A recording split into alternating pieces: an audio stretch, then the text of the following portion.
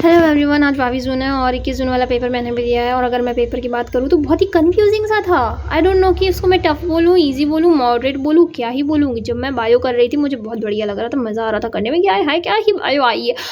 फिर मैं फिज़िक्स पर गई एंड आई वाज लाइक क्या ही फिज़िक्स आई है। फिर केमिस्ट्री पर गई जो मुझे पहले से ही पसंद नहीं है और मुझे लगा हट यार क्या ही केमिस्ट्री आई है। और उसके बाद मैंने आने के बाद बिल्कुल भी पेपर चेक नहीं किया है, मुझे आंसर की का कोई वेट नहीं है। मैंने आने के बाद सबसे पहले अपने टेबल में से बुक्स हटाई, क्योंकि टेबल देखो मैं ना छोटे से रूम में रहती हूँ एंड यहाँ पे बहुत सामान रखने की दिक्कत है। तो मैंने पहले टेबल खाली करी ताकि मैं अपना एक्स्ट्रा सामान टेबल पर रख सकूँ अब, क्योंकि अब तो मुझे पढ़ना नहीं है। सो मैंने इतने कोने में बस थोड़ी सी चीज़ें रखी है एंड यही बस दिखाने लायक है। और ये टेबल भी बहुत ही ज़्यादा जर्जर स्थिति में है। रूम जब मैं आई थी ना, शिफ्ट की थी, तब ये आंटी हटा रही थी यहाँ से इस टेबल को, बट मैंने बोला कि नहीं ठीक है आंटी रहने दो, इसकी हालत बहुत ज़्यादा जर्जर है, बहुत ज़्यादा हिलती है ये। लेकिन मैंने बस ऊपर से इसको पेपर लगा दिया है, बट फिर भी इसमें ना बहुत अनइवन सरफेस है ऊपर, बट ठीक है कोई ना। यार देखो मैंने इस एग्ज़ाम को जितना टाइम दिया है ना, मुझसे ईज़िली इस एग्ज़ाम से बाहर नहीं निकला जा रहा है, मैं मूव ऑन नहीं कर पा रही हूँ। और प्रैक्टिकली अगर मैं सोचूं तो बहुत बकवास सी चीज़ है अब इसमें आगे बढ़ना। मुझे क्विट करना है, गिव अप करना है, आई डोंट नो। लेकिन मैं अगर बहुत ही ऑनेस्टली बताऊँ ना, 3 मई के बाद मैंने कुछ नहीं पढ़ा है ढंग से, कुछ भी नहीं पढ़ा है। मैंने स्टार्टिंग में थोड़ा सा जोश दिखाते हुए शुरू किया था कि कम से कम मैं बायो पढ़ लेती हूँ, जब बायो थोड़ा बहुत होने लग जाएगा तो मुझे फिजिक्स और केमिस्ट्री के लिए भी इंटरेस्ट आने लगेगा। बट 3 मई से लेने 3 मई नहीं 12 मई लेते हैं, 12 मई को नीट कैंसिल हुआ था और 15 मई को तो डेट भी आ गई थी। सो 12 मई से अगर 21 जून तक की बात करूँ, मैंने कुछ नहीं पढ़ी हूँ। बीच में मेरे कॉलेज के भी एग्जाम्स आ गए थे। सो अब मैं इस नीट को दोबारा देख ही नहीं सकती, मैं नीट के सिलेबस को दोबारा देख ही नहीं पाऊँगी ऐसा लग रहा है मुझे। लेकिन बट फिर भी ना मेरे पास, लेकिन बट ये क्या बात, छोड़ो। मेरा पेपर इतना अजीब गया है ना कि मैं क्या ही बोलूँ यार। देखो अगर मैं बहुत शॉर्ट में बताऊँ तो मेरा पेपर ऐसा गया है कि मुझे MBBS तो नहीं ही मिलेगा। एंड अगर MBBS नहीं मिल रहा है इसका मतलब ये है कि पेपर अच्छा नहीं गया है ऑब्वियसली। बट अब आगे क्या, आगे मेरे पास कोई ऑप्शन ही नहीं है। इस एग्ज़ाम के चक्कर में मैंने इतनी सारी चीज़ मिस कर दी है अपने लाइफ से, अपने इतने ज़्यादा बढ़िया वाला टाइम मैंने ख़त्म कर दिया है। मैंने ऐसी अपॉर्चुनिटीज़ मिस करी है मैंने कि मैं क्या ही बोलूँ यार। वो रिश्तेदार जो खुद 10वीं 12वीं पास हैं वो आके कुछ भी मुँह उठा के बोल जाते थे तो मैं कुछ नहीं बोल पाती थी। मैं अभी इस एग्ज़ाम के चक्कर में अपने आप को इतना वर्थलेस फील करने लग गई हूँ कि मैं क्या ही बोलूँ। मुझे लगता है कि एक एग्ज़ाम नहीं निकाल पा रही हूँ मैं, तो मैं ये कैसे कर लूँ, वो कैसे कर लूँ। और पता है ऐसी स्थिति बन जाती है ना, देखो मैंने 5 साल दिए हैं इस एग्ज़ाम को, और इन 5 सालों में मेरे प्रति जो मेरे मम्मी पापा का थॉट प्रोसेस था वो बदला है, उनका एक जो बिहेवियर होता था मेरे पे प्रति वो बदला है। एंड मैंने इतनी सारी चीज़ें बदलते देखी है ना कि अब मैं कम्प्लीटली फेड अप हो चुकी हूँ यार इन सब चीज़ों से। अब मुझे कोई भी चीज़ में इंटरेस्ट ही नहीं आता, मुझे कोई भी चीज़ एक्साइट कर ही नहीं सकती है। मैं सेलिब्रेट नहीं कर पाती हूँ कोई चीज़ों को, मैं डांस नहीं कर पाती हूँ, मैं गा नहीं पाती हूँ, मैं पागल जैसी नहीं हो पाती हूँ। मैं पहले बहुत बहुत ज़्यादा अजीब सी बच्ची थी यार, मैं बहुत उछलने कूदने वाली बच्ची थी। मुझे देखकर कोई नहीं बोल सकता कि मैं वही पुरानी डॉली हूँ।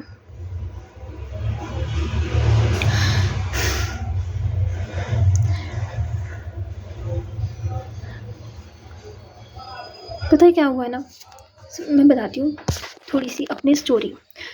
मैंने 10th तक MP बोर्ड से पढ़ाई करी है, मैं काफ़ी ठीक ठाक स्टूडेंट थी। फिर मैंने 11th में अपना CBSE में स्विच कर लिया एंड मैंने 11th-12th CBSE से करी। फिर उसके बाद मैंने ड्रॉप लिया एंड मुझे पता था कि मुझे डॉक्टर बनना है। एंड डॉक्टर बनने का मेरा कोई ऐसे पैशन नहीं था, या मुझे ट्रीट करने का बहुत शौक़ नहीं था, या ये सब चीज़ों से मैंने डॉक्टर बनने का डिसाइड नहीं किया था। 11th-12th में जो मेरी हालत ख़राब हुई थी, मैं बहुत ज़्यादा एकेडमिकली फेल जैसी हुई थी। एंड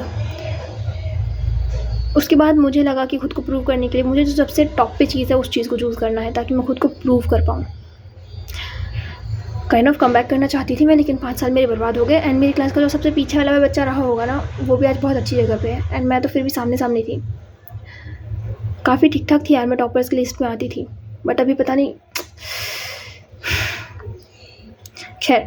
तो मैंने फ़र्स्ट ड्रॉप लिया एंड फ़र्स्ट ड्रॉप के समय पे मैं उतना अच्छे से नहीं पढ़ी, मैं काफ़ी चिल थी उस समय पे। और जब मुझे ये रियलाइज़ हुआ अंतिम में कि मेरी तैयारी उतनी अच्छी नहीं है, मेरे बहुत सारे बैकलॉग्स हो गए हैं, मैंने तो बिल्कुल टीचर्स के साथ पढ़ाई नहीं करी, और अब तो मेरा कुछ नहीं हो सकता। मैंने पढ़ाई शायद कम्प्लीटली बंद ही कर दी थी एंडिंग में, लगभग 2-3 महीने पहले। फिर मैं फ़ोन चलाने लग गई, घूमने फिरने लग गई। और घूमने फिरने में भी कोई ऐसा नहीं कि मैं बहुत अच्छी अच्छी जगह जा रही हूँ, बस हर दिन शाम को चाय पीने जा रही हूँ, हर दिन शाम को जूस पीने जा रही हूँ, गुपचुप खाने जा रही हूँ, और यही सब चलता रहा था। उन 2-3 महीनों में मैंने इतना फ़ोन चलाया है, इतना फ़ोन चलाया है, इतनी मूवीज़ देखी हैं मैंने, इतना यूट्यूब वीडियोज़ देखे हैं कि मैं क्या ही बोलूँ। Roast video, movies, comedy videos, serials, like इतनी सारी चीज़ें ना कि मेरा दिमाग धीरे धीरे ख़त्म हो चुका था। फिर मैंने सेकंड ड्रॉप लिया ये सोच के कि अरे सेकंड ड्रॉप तो बहुत कॉमन है, क्योंकि मैंने फर्स्ट ड्रॉप के समय पे देखा था बहुत सारे लोग थे सेकंड ड्रॉप वाले। मैंने सेकंड ड्रॉप लिया, वैसे बहुत मेहनत करना पड़ा मम्मी पापा को मनाने के लिए, बट फिर भी एट द एंड वो मान गए थे एंड मैंने सेकंड ड्रॉप लिया।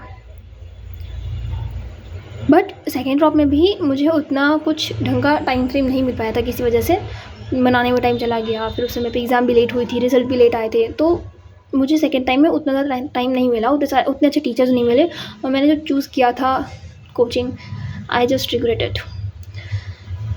उस वजह से भी मेरा सेकेंड ड्रॉप बर्बाद हो गया था। और कहीं ना कहीं एक्सटर्नल भी कारण थे, कहीं ना कहीं इंटरनल भी कारण थे। उस समय पे मुझे जॉन्डिस भी हो गया था, इस वजह से 1 महीना वो भी चला गया था। और फिर कहीं ना कहीं मुझे लग गया था कि नहीं अब तो कुछ हो नहीं सकता। फिर मैं एक तो फ़ोन चलाने की आदत में धीरे धीरे बस बढ़ती ही जा रही थी, कभी कम नहीं हो रही थी और कभी मैं सटीक उस पॉइंट पे रह भी नहीं पा रही थी, मैं बस बढ़ती ही जा रही थी। फिर मैंने थर्ड ड्रॉप लिया, और थर्ड ड्रॉप के समय पे देखो ये सब कॉन्शियसली हो रहा था कि मैं पढ़ाई करना चाह रही थी, मैं नीट निकालना चाह रही थी, बट जो अनकॉन्शियसली हो रहा था वो हो रहा था मेरा फ़ोन का एडिक्शन। थर्ड ड्रॉप के समय पे मुझे अच्छा खासा टाइम फ्रेम मिला था, मुझे अच्छे खासे रिसोर्सेज, अच्छे खासे टीचर्स मिले थे। उस समय पे भी पेरेंट्स का भी उतना ज़्यादा प्रेशर नहीं था, वैसे तो था एक्सपेक्टेशन वाला प्रेशर, बट मैं पेरेंट्स से उस समय पे दूर थी, तो उनका कांस्टेंट ताने वाला जो फेज़ था वो नहीं था उस समय पे। बट फिर भी मैं तब तक इतनी ज़्यादा एडिक्टेड हो चुकी थी कि मैं उस चीज़ को समझ ही नहीं पाई थी, और मैं बस फ़ोन चला रही हूँ, मुझे स्क्रीन चाहिए है, बस मैं कुछ भी करूँ, मेरा अगर नेट ख़त्म हो जा रहा है तो मैं कोई ऑफलाइन गेम्स खेल ले रही हूँ, मैं कुछ ना कुछ कर रही हूँ, लेकिन मुझे कुछ ना कुछ फ़ोन में करना ही है। और थर्ड ड्रॉप ऐसे बीत गया, मुझे रियलाइज़ भी नहीं हुआ कि मैं कहाँ गलती कर रही हूँ। मुझे लगता था कि मैं पढ़ तो रही हूँ, उतना नहीं पढ़ पा रही हूँ, हाँ मैं समझ रही हूँ कि मैं उतना नहीं पढ़ पा रही हूँ, बट मैं जितना हो पा रहा है उतना पढ़ पा रही हूँ, मुझे ऐसा लगता था। और मुझे फ़ोन चलाने में रिग्रेट भी नहीं होता था, मैं बहुत फ़ोन चलाती थी, बहुत ज़्यादा। मैं कोचिंग जाती थी, कोचिंग से आके खाना खाती थी, खाना खाने के बाद फ़ोन चलाते चलाते सो जाती थी, फिर उठती थी, फिर फ़ोन चलाती थी, खाना खा के वापस सो जाती थी। बीच में कभी थोड़ा बहुत पढ़ लिया तो पढ़ लिया, और मुझे लगता था कि काफ़ी तो है, क्योंकि मैं कोचिंग में ठीक ठाक पढ़ लेती थी। स्टार्टिंग में जब वो जो शुरू वाले चैप्टर्स होते थे वहाँ पे मैं बहुत अच्छा परफॉर्म कर रही थी। धीरे धीरे जब चैप्टर्स आगे बढ़े ना, तो मेरी हालत ख़राब होने लग गई। उसके बाद मैंने अंतिम तक मैंने मेहनत की थी, बट मैं मेहनत भी बहुत ज़्यादा कर रही थी, मैं फ़ोन भी बहुत ज़्यादा चला रही थी। थर्ड ड्रॉप के बाद वाला जो रिज़ल्ट वाला ट्रॉमा था, जो मैं घर पे थी, फिर उस समय पे एक तो ना जब रिज़ल्ट आता है तो बहुत ड्रामेटिक फेज़ हो जाता है। पेरेंट्स की वो ताने, वो सब इतना ज़्यादा हर्ट कर चुका था कि मुझे ऐसा लग रहा था कि अब तो हो गया, इससे ज़्यादा अब मैं नीट दूंगी ही नहीं। उस समय पे मैंने काउंसलिंग भी करवाई थी, बट देखो MBBS तो नहीं मिल सकता था, मैंने सोचा था कि BAMS शायद मिल जाए, बट नहीं मिला था। और जब तक काउंसलिंग चली तब तक मैंने सोचा कि अरे कम से कम तब तक अपन तैयारी कंटिन्यू करते हैं। काउंसलिंग में जब नहीं मिला, मैंने अपने पेरेंट्स को मना लिया कि कोई बात नहीं, इस बार नहीं मिला तो अब मैं एक बार और तैयारी करती हूँ। फिर मेरा 4th ड्रॉप आया, मतलब वो 4th ड्रॉप चल रहा था। उस समय पे काउंसलिंग जब तक ख़त्म हुई तब तक काफ़ी टाइम बीत चुका था। उसके बाद फिर मैंने सिर्फ टेस्ट सीरीज़ ज्वाइन करी, एंड टेस्ट सीरीज़ ज्वाइन करने के लिए बस मैं बाहर गई थी, वो भी आखिरी के 3 या 4 महीने। बट मैंने इतना अच्छा पढ़ी नहीं थी घर पे काउंसलिंग के दौरान पे। काउंसलिंग लगभग मेरी चली थी नवंबर तक, मुझे एग्जैक्टली याद नहीं है। तो वो भी उन सब चीज़ों में चला गया। मैं कभी अपनी बहन के साथ रह रही हूँ, कभी फिर मैं टेस्ट सीरीज़ के लिए कहीं चली जा रही हूँ, मैं कभी घर पे रह रही हूँ। 2 महीना मैं घर पे रह रही हूँ, 6 महीना मैं दीदी के साथ रह रही हूँ, फिर मैं लगभग 3-4 महीने बाहर रही टेस्ट सीरीज। लाइक वो वाला साल भी बहुत ही बेकार गया था, जबकि मुझे लग रहा था कि मैं काफ़ी पढ़ रही हूँ। हाँ, लेकिन जो 4th ड्रॉप था उसमें मुझे स्टार्टिंग में ही ये रियलाइज़ हो चुका था कि मेरी गलती कहाँ हो रही है, एंड मुझे ये रियलाइज़ हो चुका था कि मैं फ़ोन से ज़्यादा एडिक्टेड हो गई हूँ। एंड उसके बाद जब फिर मैंने अपनी चीज़ों को एनालाइज़ किया, मुझे समझ में आया कि फ़ोन की एडिक्शन की वजह से मेरा फोकस ख़त्म हो चुका है। मैं कुछ भी पढ़ती हूँ मेरे दिमाग में नहीं जाता, जो मुझे पहले पढ़ने में बहुत मज़ा आता था वो भी मेरे दिमाग में अब नहीं जा रहा है। मेरा अटेंशन स्पैन बहुत ज़्यादा ख़त्म हो चुका है, मैं 1 घंटे का लेक्चर नहीं देख पाती थी। एंड डिस्ट्रैक्शंस तो अति से ज़्यादा थे। मैंने धीरे धीरे सारी चीज़ों पर काम करना शुरू किया, सारी चीज़ों को फाइंड आउट करना शुरू किया, बहुत सारे अलग अलग टैक्टिक्स अपनाए। कभी और बताऊंगी कि मैंने क्या क्या टैक्टिक्स अपनाए थे। बट 4th ड्रॉप ख़त्म होते तक मैंने पढ़ाई तो ठीक ठाक करी थी, और वो सारी आदतों को भी मैंने सुधारा था, बट इतना ज़्यादा नहीं सुधर पाई थी कि मेरा सिलेक्शन हो पाए और मैं पढ़ाई अच्छे से कर पाऊँ। तो वो पूरा साल मेरा सुधरने ही में चला गया था। मैं फिर भी पूरी अच्छे से नहीं सुधर पाई थी, मेरा एडिक्शन पूरी तरह ख़त्म नहीं हुआ था, बट काफ़ी चीज़ें मेरी नॉर्मल हो गई थी। मैं काफ़ी सारे रूल्स फॉलो करने लग गई थी, मैं काफ़ी सारी चीज़ों को अप्लाई करने लग गई थी कि हाँ अब से मैं पढ़ते समय ये करूँगी वो करूँगी। मैं बहुत सारी चीज़ों को सुधार ली थी, बट सिर्फ सुधरना ही काफ़ी नहीं था ना, उसके बाद तगड़ी वाली मेहनत भी तो लगती है, लेकिन मैं वो नहीं कर पाई। 4th ड्रॉप के समय पे जब मेरा रिज़ल्ट आया, मुझे समझ में आ गया था कि कुछ भी नहीं मिलेगा। मेरे पेरेंट्स का ये था कि अब 4 साल बर्बाद हो चुके हैं, अब इससे ज़्यादा और नहीं। तो फिर 4th ड्रॉप के बाद उन्होंने मेरे को PNST की एग्ज़ाम ज़बरदस्ती दिलवाई। अब ज़बरदस्ती तो क्या ही बोलूँ, मैं खुद ही नहीं बोल पाई, क्योंकि रिज़ल्ट का जो दौर होता है ना वो इतना ट्रॉमेटिक होता है कि एक सेंटेंस बोलेंगे 10 सेंटेंसेस वापस पढ़ के आ जाएंगे। तो बस उन्हें फॉर्म भर दिया, मैं एग्ज़ाम देने उनके साथ चली गई, दे के आ गई। PNST में मेरा सिलेक्शन हो गया, मैंने नर्सिंग में एडमिशन ले लिया। मुझे नर्सिंग के लिए GMC रीवा मिला। वैसे तो मुझे GMC जबलपुर भी मिल रहा था, ये रैंक में थोड़ा ऊपर था, बट मुझे लगा कि रीवा में थोड़े रूल्स कम है एंड मैं यहाँ पे पार्शियल ड्रॉपर की तरह तैयारी वापस से कंटिन्यू कर सकती हूँ, इस वजह से मैंने रीवा लिया। रीवा मेरे घर से बहुत ज़्यादा दूर पड़ जाता है, लेकिन फिर भी मैंने लिया। तो अभी मैं GMC रीवा में हूँ, नर्सिंग कर रही हूँ। मैंने इस साल वापस से तैयारी करी, जब तक यहाँ के कॉलेज शुरू हुए। अभी मेरा 5th ड्रॉप हो गया, राइट। तो जब तक मेरे यहाँ के कॉलेज शुरू हुए, मैंने सोचा था कि काफ़ी कुछ पढ़ लूँगी, बट मैं नहीं पढ़ पाई थी जितना ज़्यादा मैंने सोचा था। फिर मैं यहाँ आई, यहाँ की भी मैं जितना ज़्यादा सोचती थी कि मैं पढ़ लूँगी, उतना नहीं पढ़ पाई। मैंने यहाँ से आखिरी में एब्सेंट करना शुरू कर दिया कॉलेज में, बट मैं घर पे रहकर भी सोती थी या मैं उतना नहीं पढ़ पाती थी एंड मुझे ऐसा लगने लगा था कि यार अब तो कुछ हो ही नहीं सकता। बट फिर मुझे ये था कि अगर मैं कॉलेज जाऊँगी तो फिर तो कुछ भी होने के चांसेस ही नहीं है ना, उससे अच्छा मैं घर पे रहकर ट्राई तो करूँ पढ़ने का। मैंने पढ़ा भी है, मैंने काफ़ी पढ़ा है, मैंने रात भर भी पढ़ा है और मैंने हर एक चीज़ ट्राई करी है, लेकिन इस बार मुझसे कुछ भी नहीं हुआ हैंडल। फिर भी मेरी इस बार ठीक ठाक तैयारी थी, अंतिम में मैं सब कुछ ख़राब कर दी अप्रैल में। बट फिर भी मैंने जितना पढ़ी थी उस बेसिस पे मेरे ठीक ठाक नंबर आ रहे थे, लाइक इतने भी अच्छे नहीं, अच्छे बिल्कुल नहीं थे, उन्हें अच्छे कंसिडर नहीं किया जा सकता। बट फिर भी मैंने सोचा कोई बात नहीं यार, अब ठीक है, अब जाने देते हैं।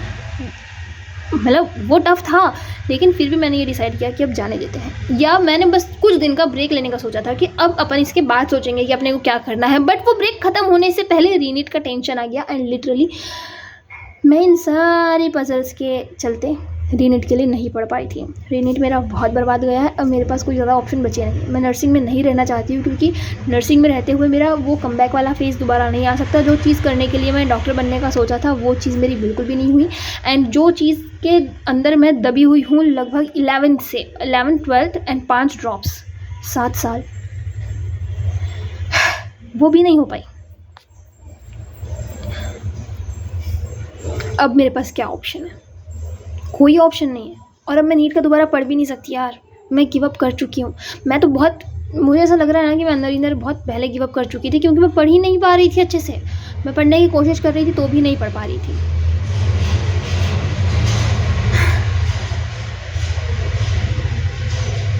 और अब नहीं है यार मेरी हिम्मत, अब मैं वापस से वो सब चीज़ें नहीं देख सकती हूँ सच में। हाँ, मैं मानती हूँ कि नर्सिंग में रहते हुए मेरे को वो सारी चीज़ें नहीं मिल पा रही जो मुझे चाहिए है। मेरे पेरेंट्स उतना प्यार से वापस बात नहीं करते हैं जितना पहले करते थे, या जितना मैं एक्सपेक्ट करती थी कि शायद मुझे MBBS मिल जाएगा तो करेंगे। आई नो कि मैंने बहुत ज़्यादा एक्सपेक्ट कर रखा था कि मुझे MBBS मिल जाएगा तो ये हो जाएगा वो हो जाएगा, बट यार थोड़ा तो मिलना चाहिए ना, कुछ भी नहीं मिल रहा। अब मेरे पास कोई ऑप्शन नहीं है। मैंने रीनीट का पेपर मैच नहीं किया है, MBBS शायद ही मिले। उसके बाद अगर BAMS की सोचूं तो BAMS यार अभी अगर रोते गाते BAMS में कर भी लूँ तो मुझे कभी सेटिस्फेक्शन फील नहीं होगा। अगर मैं नर्सिंग कंटिन्यू करती हूँ तो मैं पूरे जीवन रिग्रेट में रहूँगी, मैं दोबारा तैयारी कर नहीं सकती। और अब दोबारा तैयारी करके करूँ भी क्या यार इतनी उम्र होने के बाद लोगों को आगे बढ़ जाना चाहिए, मैंने यही सुना है। और अब इतनी उम्र होने के बाद इतना टाइम देने के बाद मुझे नहीं लगता मैं दोबारा दूँ और वो वर्थ इट रहेगा। आई डोंट नो, मैं कम्प्लीटली ब्लैंक हो चुकी हूँ। मैं नर्सिंग में नहीं रह सकती। मैं नर्सिंग अगर कर लूँगी तो मुझे हमेशा, जब भी मैं अपने हॉस्पिटल कॉलेज कहीं भी जाऊँगी, हमेशा मुझे रिग्रेट चुभेगा। मैं यहाँ नहीं रह सकती, मुझे यहाँ से निकलना बहुत बहुत बहुत ज़्यादा ज़रूरी है, बट आई डोंट नो कि मैं कैसे निकलूँगी। मेरे पास अभी कुछ भी ऑप्शन नहीं बचा है। अब अभी तो मैं कुछ दिनों का ब्रेक लूँगी। अभी मैं रीवा में जहाँ पे मेरा कॉलेज है मैं वहाँ हूँ। अभी मैं घर जा रही हूँ कुछ दिनों के लिए, उसके बाद मैं देखूँगी कि मुझे क्या करना है। Thank you.